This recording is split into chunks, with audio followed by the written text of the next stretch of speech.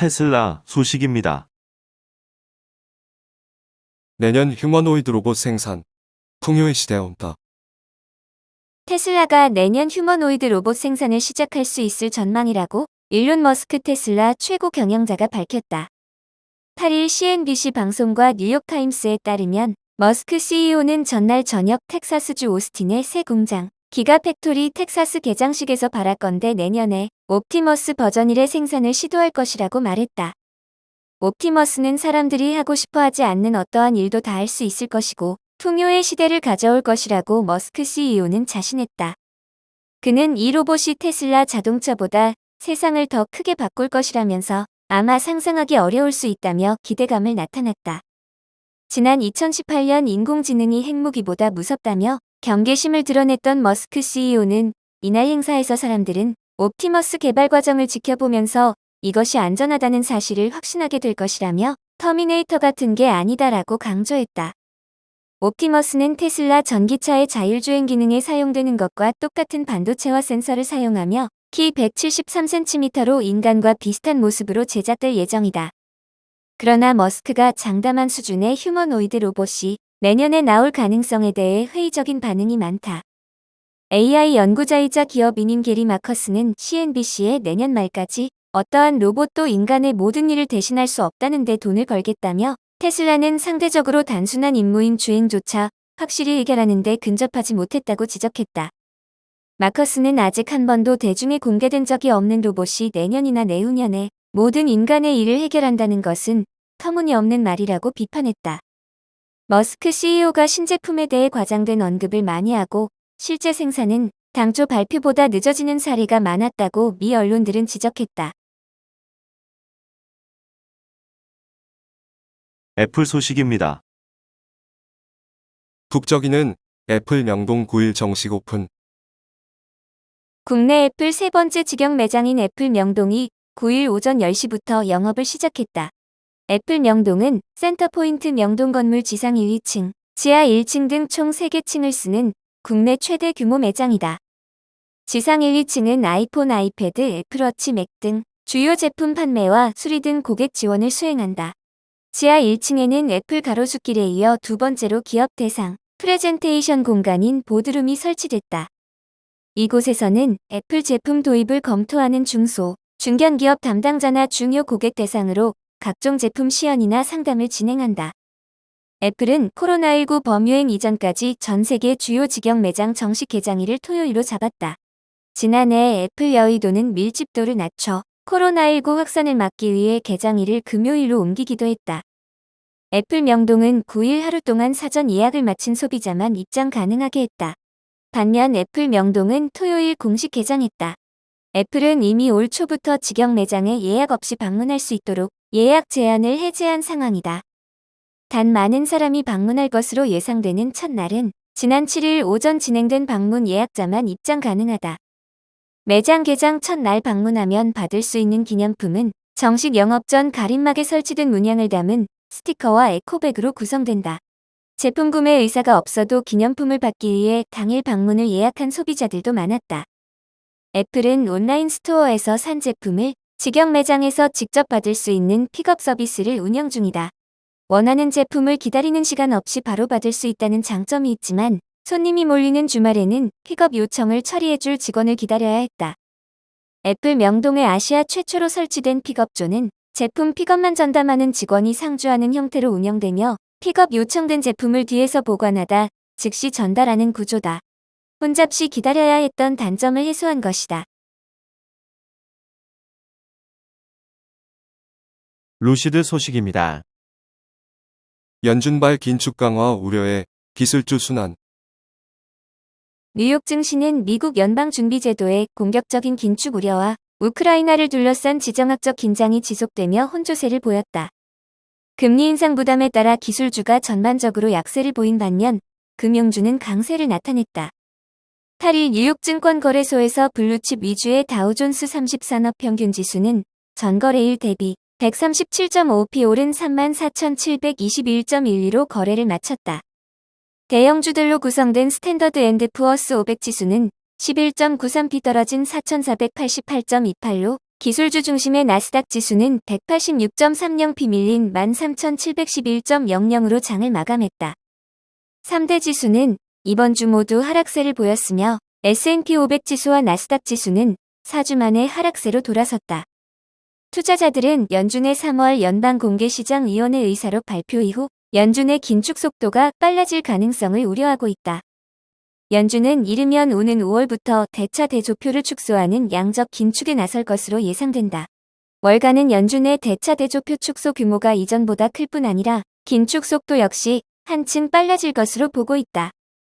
또한 앞으로 여러 회의에서 기준금리를 이전보다 큰 폭인 50bp로 인상하는 B컷을 단행할 가능성도 커졌다. 연준 위원들은 긴축 강도를 올려야 한다는 목소리를 내고 있다.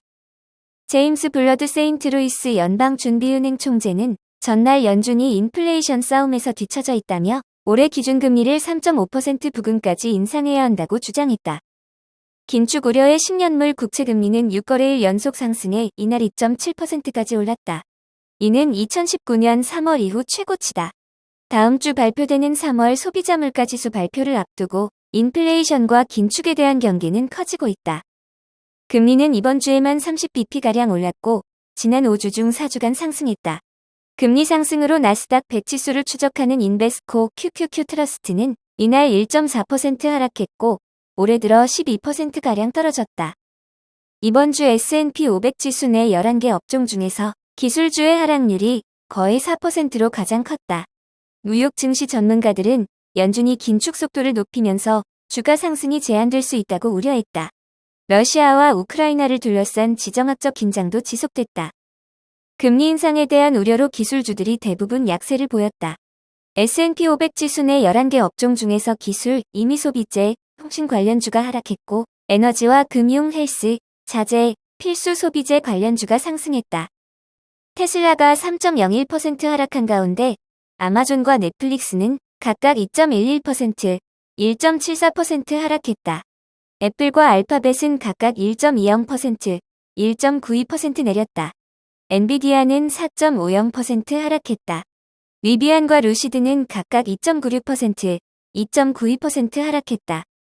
금리 인상에 따른 수혜를 볼 것이라는 기대감이 반영되면서 금융주는 상승세를 보였다. 에너지주도 강세였다. 옥시덴탈과 대본에너지가 각각 7.14%, 3.55% 올랐고 엑슨모빌은 2.10% 상승했다.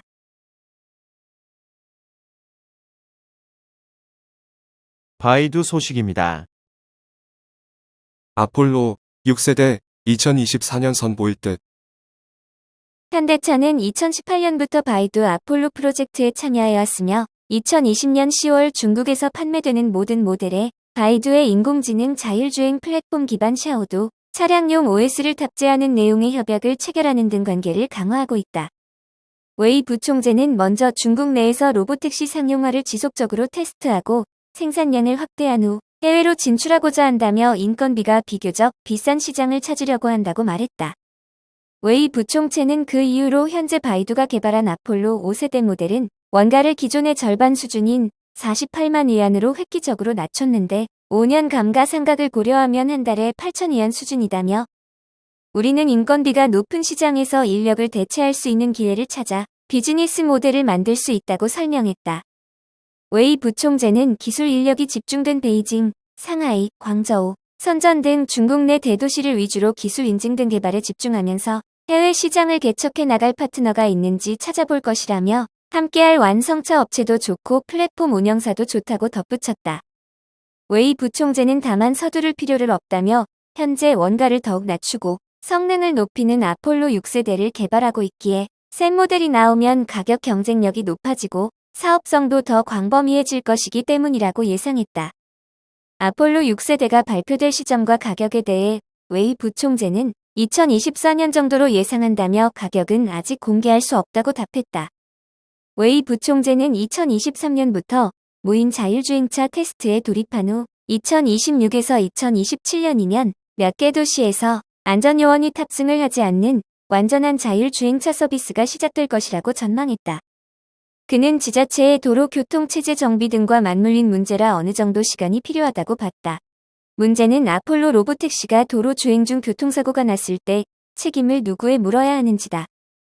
이에 대해 웨이 부총재는 현재는 안전요원이 탑승하고 있어 만약 교통사고가 나면 경찰 측은 사람 잘못인지 기계 잘못인지 우리가 제출한 자료를 분석해 판단하고 있다며, 하지만 만약에 사람이 없으면 어떻게 할 건지에 대해선 경찰 측과 바이두가 함께 연구하고 있다고 설명했다.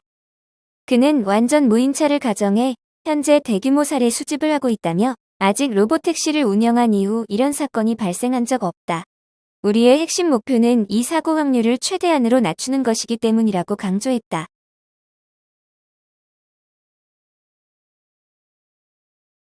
니오 소식입니다. 캐시우드가 밝힌 니오 투자 이유. 캐시 우드가 올해 들어 세계 최대 전기차 기업 테슬라 주식을 팔고 중국 전기차 기업에 잇따라 투자한 것과 관련해 낮은 이익률에 주목했다고 밝혔다.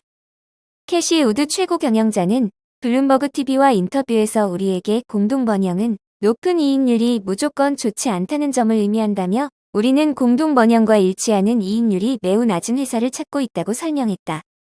그는 올해 들어 샤오펑과 니오 주식을 매입한 것을 언급하며 두 회사는 낮은 이익률을 기록 중이라며, 이는 사람이 운전하는 자동차가 여전히 존재하는 지금 사회의 차세대 운송수단에 관한 것이라고 강조했다. 2021 회계연도 니오의 이익률은 18.9%, 샤오펑은 12.5%였다. 테슬라의 이익률은 27% 수준이다. 아크인베스트는 지난달 말 니오 주식 42만 57주를 매수했다. 매수 규모는 840만 달러에 이른다. 앞서 올해 초에는 샤오펑 주식 1만 4,859주를 매수했다. 매수액은 63만 달러 수준이다. 니오 샤오펑은 리샹과 함께 중국 전기차 3인방으로 꼽히는 회사다. 샤오펑은 올해 1에서 3월 누적 판매량 34,561대를 기록했다. 이는 전년 대비 159% 증가한 수치다. 니오는 전년 대비 28.5% 늘어난 25,768대를 기록했다. 우드는 중국 기업 투자에 대해 중국 경제 상황이 크게 개선되기 전까지 투자 비중이 상대적으로 낮을 수밖에 없다며, 다만 중국 정부가 자본 창출에 대해 많은 관심을 갖고 있으며 엄청난 기회가 있을 것으로 기대한다고 했다.